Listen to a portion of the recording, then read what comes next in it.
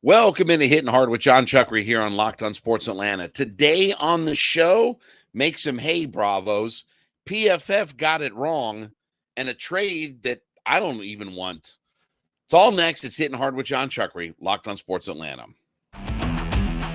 This is Hittin Hard with Jon Chuckery, part of Locked on Sports Atlanta, and it starts now.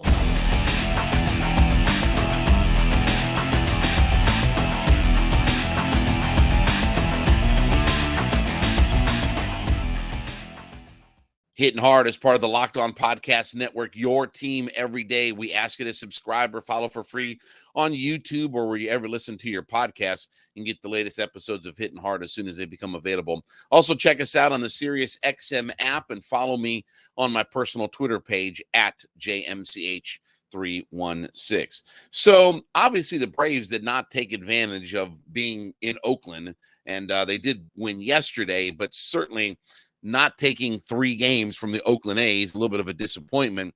But as we move here into June, there's a chance for the Braves to open up and obviously have a lighter schedule than what they had in May. You know, if you look at May, Philadelphia, LA, even the Rangers playing all the interleague games against teams you never seen.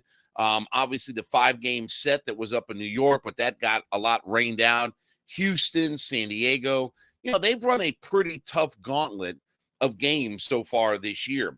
But if you look in the month of June and what they have coming up, okay, now the Braves will head over to Arizona. So they'll start a 3-game set in Arizona. Then they come back home to take on the Mets. And then it's Washington, Detroit, and Colorado. All teams that are below 500. And Arizona's played pretty well this year. So that may be the interesting series. But obviously the Mets coming into Truist Park. But Washington, Detroit, Colorado. Then you go to Philadelphia as you get toward the end of the month. And then you go to Cincinnati, who's not very good. And even the Twins are only a game above 500 that lead their division. So when you look at the month of games in June, this is a real opportunity. We always talk about in the NBA, even Major League Baseball, that you have to take advantage of the schedule that's in front of you. And the Braves have obviously done a great job with the schedule thus far, even considering the teams that they've had to play. The fact that they're 10 games above 500, they have what? I think they still have the biggest division lead, them in Tampa Bay over Baltimore. They still have the biggest division lead in the majors, even with that schedule, right, where they've played some really good teams so far to this point, a third of the way through now. Now it's a chance to have this thing lighten up a little bit, and hopefully the Braves really take advantage of this. Hopefully the Braves can really take advantage of what the schedule is in front of them. And again, they're not going to win the division in the month of June. But, for a lot of people that, they're the nudniks that, well, I don't look at standings until Memorial Day. Well, guess what? We're past Memorial Day, Chief. Now we're in the first part of June. Now you can start looking at where the standings are. And the Braves are 10 games above 500 with the largest division lead right now in baseball.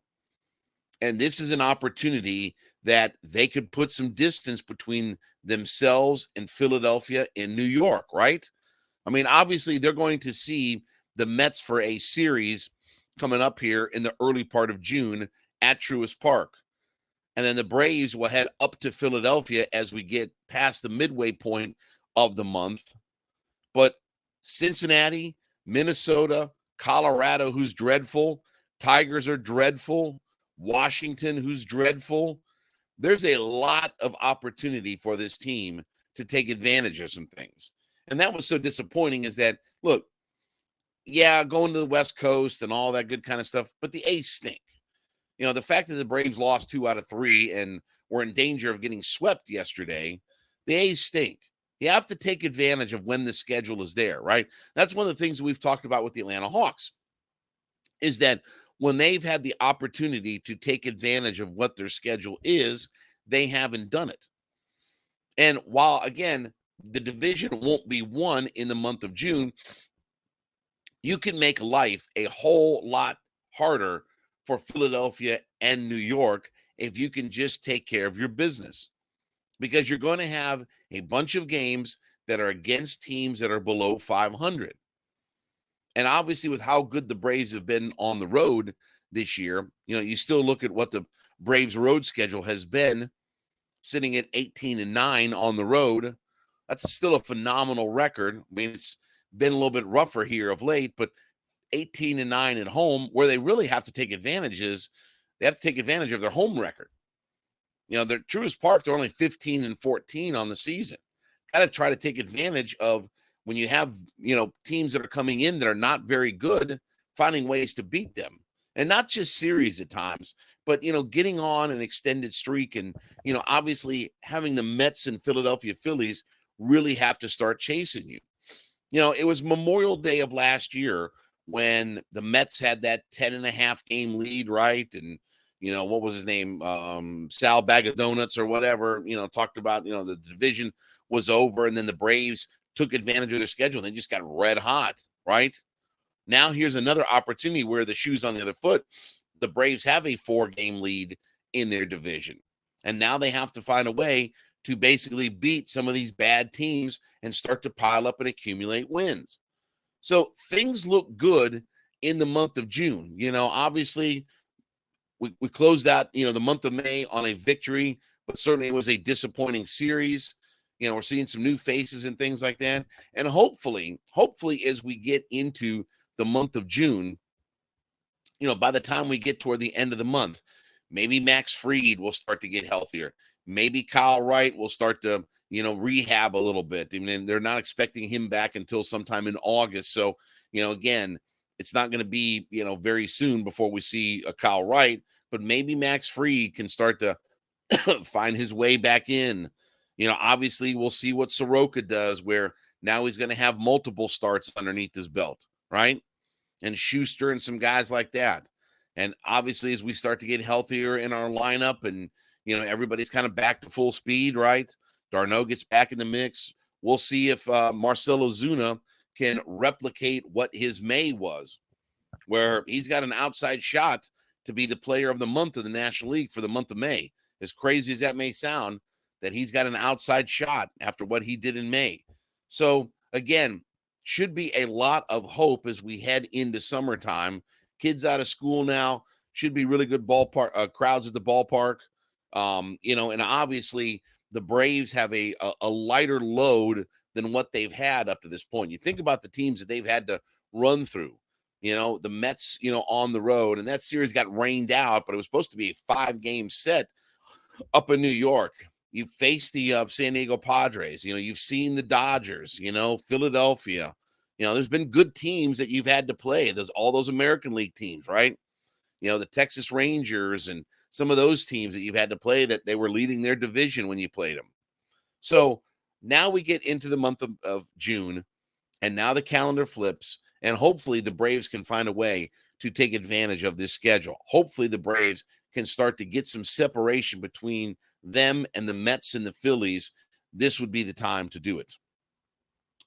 All right, this episode of Hittin' Hard is brought to you by FanDuel. Listen, FanDuel is America's #1 sports book, and new customers right now, as we're headed toward NBA playoff finals, new customers right now have a chance to get in on the action. Go to FanDuel.com and claim your no-sweat first bet, where you can get as much as, are you ready?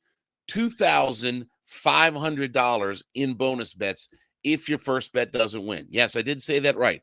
$2,500 in bonus bets if your first bet doesn't win. Now, FanDuel is super easy to use. It's safe, secure. They've got you covered, and anything that you want to get in the action on, NHL, NBA, Major League Baseball, everything has been is there for you to get in on the action. So go to America's #1 sportsbook, FanDuel.com/lockedon. FanDuel.com/LOCKEDON and claim your no sweat first bet if your first bet doesn't win, where you can get as much as $2,500. That's super easy. $2,500. That's FanDuel.com/lockedon. FanDuel.com/LOCKEDON. FanDuel, the official sports betting partner of the NBA. So I will tell you, there's an article on Pro Football Focus. I'm a big Pro Football Focus fan. I mean, again, I don't think that everything that they have out there is gospel, but again, they're just not some jabroni organization, right? I mean, they're just not some ham and eggers that just kind of, do fluff stuff and things like that, and they have their guys that they really like, right? I mean, let's be honest. I mean, they have their players on teams that they hype them up and maybe make them out to be a little bit more than even what they are at times, okay? Now, here's a perfect example.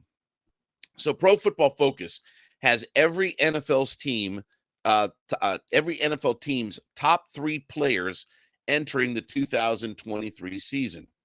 Now, here's the Falcons list. Chris Lindstrom, Jake Matthews, and Kyle Pitts. Here's their write-up before I get into commentary on this. Quote, the Falcons' influx of talent this offseason made this exercise a pleasant surprise for them. Lindstrom has to be on the list. He was the highest-graded guard in football last year, an astounding 95.0 mark with a 24.9% impact run block percentage. Matthews wasn't the next highest-graded player, but entering his 10th season, he has never posted a career grade below 70, including his 77.2 mark last year. Pitts, who hasn't had a true takeover type of season we know he's capable of yet, earned the last spot. Talent-wise, it's still all there for him to shine in 2023. All right, so let me talk about these 3 players. Number 1, Lindstrom, no-brainer. Lindstrom is the best player on the Atlanta Falcons. Yeah, I know he's not your favorite, but Lindstrom is the best player that the Atlanta Falcons have. Second team All-Pro this past season, got the big contract extension. There's no doubt he's the best player on this football team.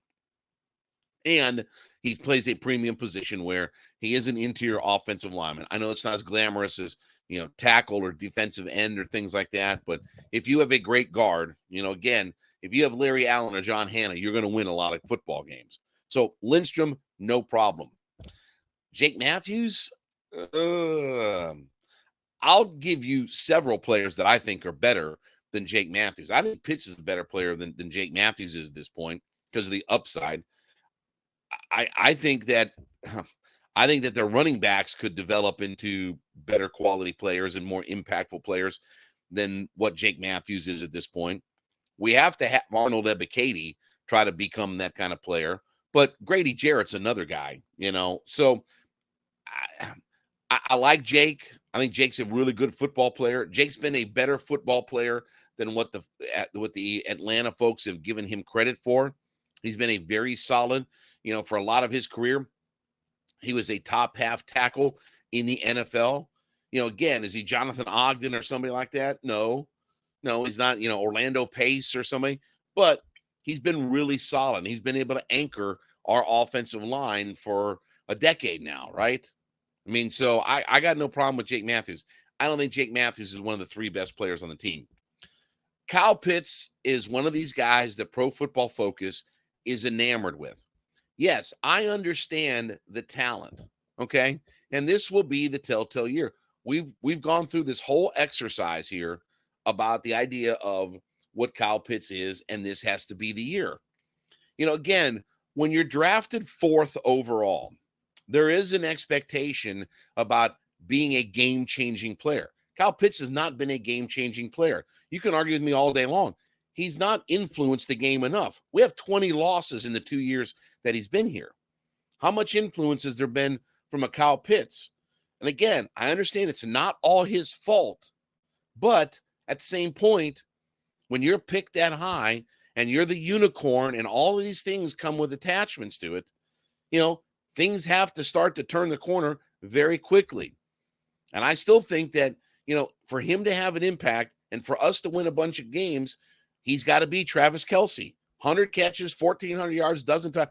That's what we have to see on the stat sheet. Well, he impacts the game by blocking and all that. Blocking. Yeah. Look, I think A.J. Terrell, even maybe Jesse Bates, Grady Jarrett, those are all better candidates to be the Falcons' 2nd, 3rd best players on this roster. Lindstrom's the best player on this team. But still, Grady Jarrett's an impactful player coming off a 7-sack season.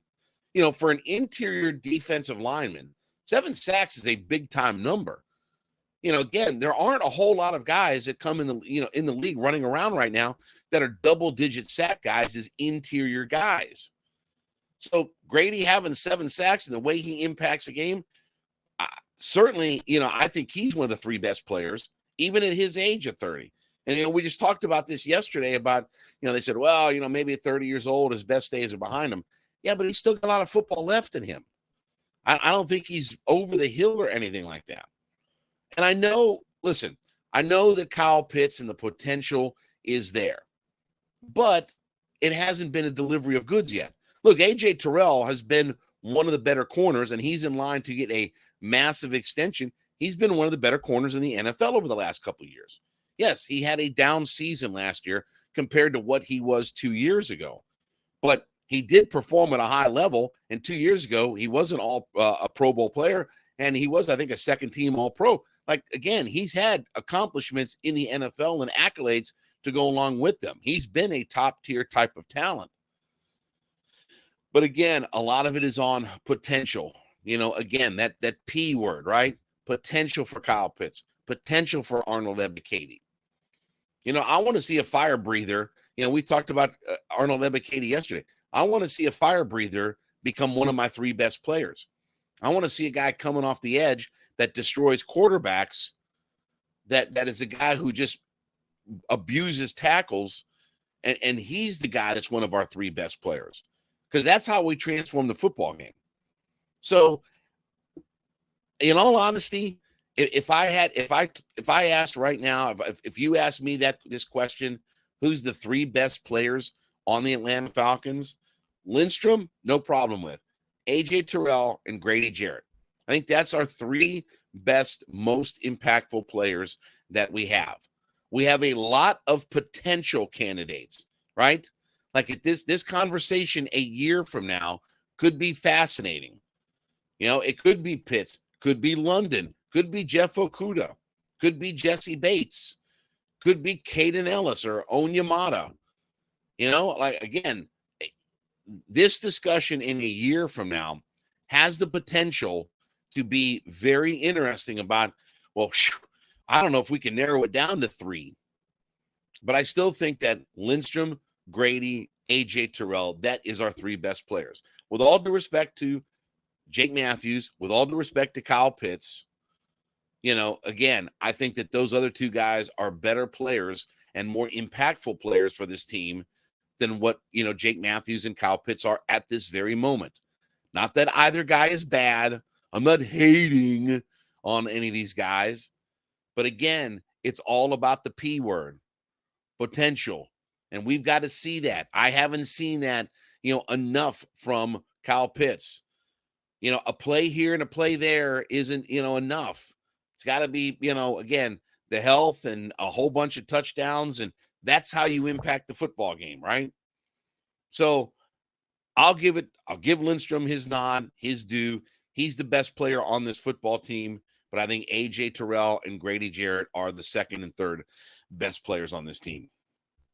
All right, as you make Hittin' Hard with Jon Chuckery your first listen, make sure you go in and leave us a comment that you're an everyday listener to the program. So whatever platform that you're on, go in the comment section and let us know that you're an everydayer, as we like to say. You're listening in 5 days a week. We really appreciate the fact that you are here with us every single day, Monday through Friday, being a part of our ever-growing community. So we thank you so much for being a part of the show, and let us know that you're an everydayer, an everyday listener to the program. So here's a trade that I guess I don't want. Soaring Down South had an article about a potential Atlanta Hawks trade target that nobody is talking about.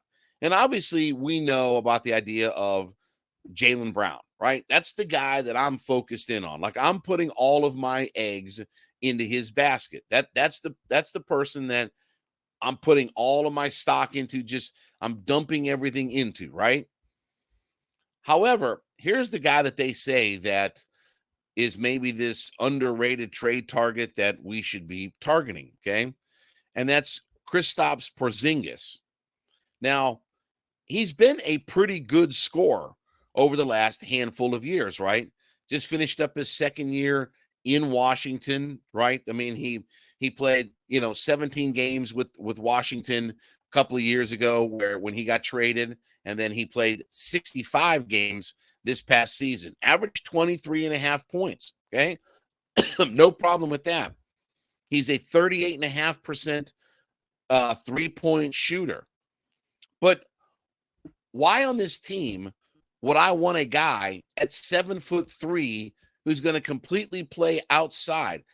Porzingis averages 6.6 rebounds over the last 2 years in Washington, and he averaged 5.8 rebounds with the Dallas Mavericks in his final year. So between Washington and Dallas, 5.8 and 6.6, and then averaged 6.6 rebounds last year.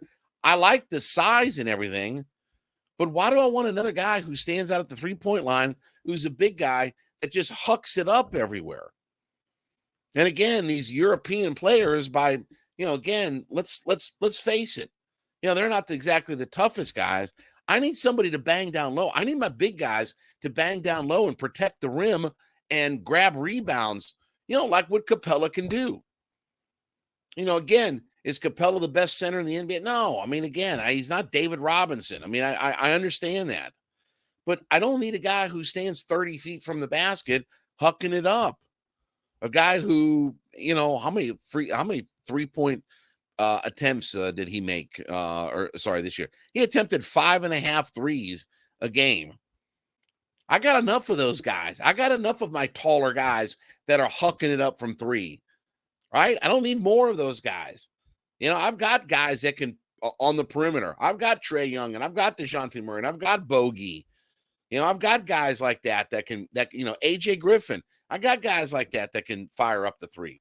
What I want another guy who's a soft player and only grabs me 6.5 rebounds a game at 7'3". And they talk about in the article about, the matchup problems. Well, yeah, because again, 7'3" guys should not be shooting from 30 foot. Yeah, that's why he's a matchup problem. Yes, he can score. I get that. But does he impact the game? Does he help win basketball games?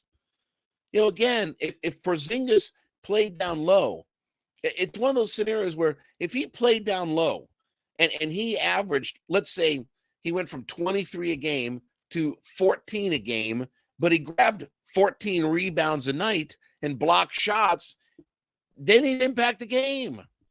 But how much does he impact the game at 7'3", standing 30 feet out? Like, these are not guys that I want. I got to get tougher. I got to get grittier. I got to have defensive presence. I've got to have guys that play on the inside that are defensive stoppers. Look, Capella was our highest rated defensive player last year. I need more of those guys. I need the Okongwus and the Clint Capellas and guys like that to bang around down there. I don't need more guys to stand at 7'3" from 30 feet away, hucking it up. And then I don't have any rebounding. And we're, again, we were a really good rebounding team this past year, but in years past, we've not been a very good rebounding team. At least we were a top 10 rebounding team this year. But again, I don't know why they would write an article about this that makes sense. I don't want Porzingis. I don't. That's the last thing that I need. I don't need more guys that huck it up from 30 feet that are big, tall guys. I need guys that can bang inside. I need guys that can protect the rim. How often do we see guys, especially in that Boston series, how often do we see guys just get right to the basket anytime they want, get right to the basket, go right through our perimeter defense, and get right to the basket? They need a guy who can protect the rim from that standpoint. And if you're only averaging, again, the 23 points a game is nice. The 38.5% field goal or 3-point percentage, that's all nice. But for a 7'3" guy, that's not what I need on this team. I don't need 7'3" guys that huck it up from three. I need gritty guys. I need bangers. I need some guys who play a role on this team. who can be a defensive stopper or be a specialist of this. I don't need guys that are, standing out from the basket and they can't protect the rim at that point. Again, I just don't want Kristaps Porzingis. I get that he's a good player. He's a really good shooter, right? And especially at 7'3". It's crazy to think that he's making almost 40% of his threes and he's averaging 23 points. I get all that. But is Washington a really good franchise? They've got Bradley Beal and Kristaps Porzingis. How good are they? Seriously, how good are they? Like, how many championship banners are they raising in Washington? Well, they don't have all the other pieces and things like that around them. Or maybe that their two stars are not as impactful as what we think. Bradley Beal gets paid, $50 million a year. He's a supermax kind of player. But I don't want Porzingis. I mean, again, when we're floating out these names, and I understand it's clickbait and we got to, talk about these different people, but I don't want some of these guys. So I say big thumbs down no to Krista. Give me Jaylen Brown. Just will you give me Jaylen Brown, one of the best two-way players in the NBA? Just give me him, and I'll figure out everything else from there. All right, well, thank you so much for making Hittin' Hard with Jon Chuckery your first listen. Be sure to go in and leave us a comment that you're an everyday listener to the program on whatever platform that you're listening to us on. Make sure that you leave us a note that you're an everydayer listening in 5 days a week. We certainly appreciate everything that you do for us, and certainly appreciate you being a part of the audience every day. So let us know that you're an everydayer. We ask you to subscribe or follow for free on YouTube, or you ever listen to your podcast. So you can get the latest episodes of Hittin' Hard as soon as they become available. Also, catch us on the Sirius XM app as well. And then follow me on my personal Twitter page at JMCH316. We'll be back with you tomorrow. This has been Hittin' Hard with Jon Chuckery, Locked On Sports Atlanta.